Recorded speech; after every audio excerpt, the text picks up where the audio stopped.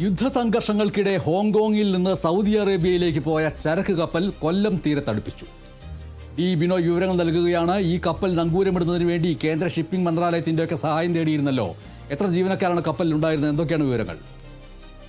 ഇന്ന് രാവിലെ 10:30 മണിയോടുകൂടിയാണ് ഹോങ്കോങ്ങിലേക്ക് പോയ കപ്പൽ, ഹോങ്കോങ്ങിൽ നിന്നും സൗദി അറേബ്യയിലേക്ക് പോയ കപ്പൽ ഇത് കൊല്ലം തീരത്ത് അടുപ്പിച്ചിരിക്കുന്നത്. ഇത് ഇന്നലെ തന്നെ ഇതുമായി ബന്ധപ്പെട്ട നടപടിക്രമങ്ങളിലേക്ക് കടന്നിരുന്നു. കാരണം ഹോങ്കോങ്ങിൽ നിന്നുള്ള അധികൃതരും ഒപ്പം തന്നെ കേന്ദ്ര ഷിപ്പിംഗ് മന്ത്രാലയവുമായി ഒരു ചർച്ച നടത്തിയിരുന്നു. ഇതിൻ്റെ അടിസ്ഥാനത്തിലാണ് ഇപ്പോൾ ഈ കപ്പലിനെ കൊല്ലം തീരത്ത് അടുപ്പിച്ചിരിക്കുന്നത്. ഇതിൽ 12 ജീവനക്കാരാണ് ഉള്ളത്. ഇവർക്ക് നിലവിൽ ഇപ്പോൾ പുറത്തേക്ക് കടക്കാൻ കഴിയില്ല. കാരണം ഇമിഗ്രേഷൻ ഉൾപ്പെടെയുള്ള നടപടിക്രമങ്ങൾ പൂർത്തിയാക്കണം, കസ്റ്റംസ് പരിശോധനകൾ വേണം. അതിനുശേഷം ഇവർക്ക് പുറത്ത് തങ്ങുന്നതിന് വേണ്ടി, അതായത് കപ്പലിൻ്റെ പുറത്ത് എവിടെയെങ്കിലും സുരക്ഷിതമായ ഒരു സ്ഥലത്ത് തങ്ങുന്നതിന് വേണ്ടിയുള്ള അവസരം ഒരുക്കുന്നതിനുള്ള നടപടിക്രമങ്ങളിലേക്ക് ജില്ലാ ഭരണകൂടം കടന്നിട്ടുണ്ട്. അത് കേന്ദ്ര ഷിപ്പിംഗ് മന്ത്രാലയത്തിൻ്റെ നിർദ്ദേശപ്രകാരമാണ് ഇത്തരത്തിൽ ഇവർക്ക് പുറത്ത് തങ്ങുന്നതിന് വേണ്ടിയുള്ള ഒരു അവസരം ഒരുക്കുന്നത്.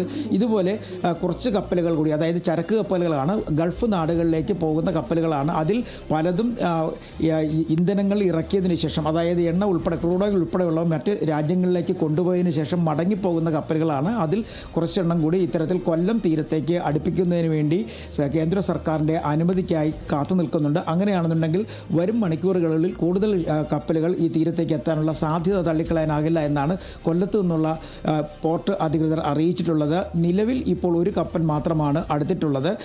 ഇതുമായി ബന്ധപ്പെട്ടുള്ള പരിശോധനകൾ ഇപ്പോൾ പുരോഗമിച്ചു വരികയാണ്. MS. ശരി, ഹോങ്കോങ്ങിൽ നിന്ന് സൗദി അറേബ്യയിലേക്ക് പോയ ചരക്ക് കപ്പൽ യുദ്ധസംഘർഷങ്ങളുടെ പശ്ചാത്തലത്തിൽ കൊല്ലം തീരത്തടുപ്പിച്ചിരിക്കുന്നു. കപ്പൽ നങ്കൂരമിടുന്നതിന് വേണ്ടി കേന്ദ്ര ഷിപ്പിംഗ് മന്ത്രാലയത്തിൻ്റെ സഹായമൊക്കെ തേടിയിരുന്നു. 12 ജീവനക്കാരാണ് ഈ കപ്പലിലുണ്ടായിരുന്നത്. ബിനോയാണ് വിവരങ്ങൾ നൽകിയത്.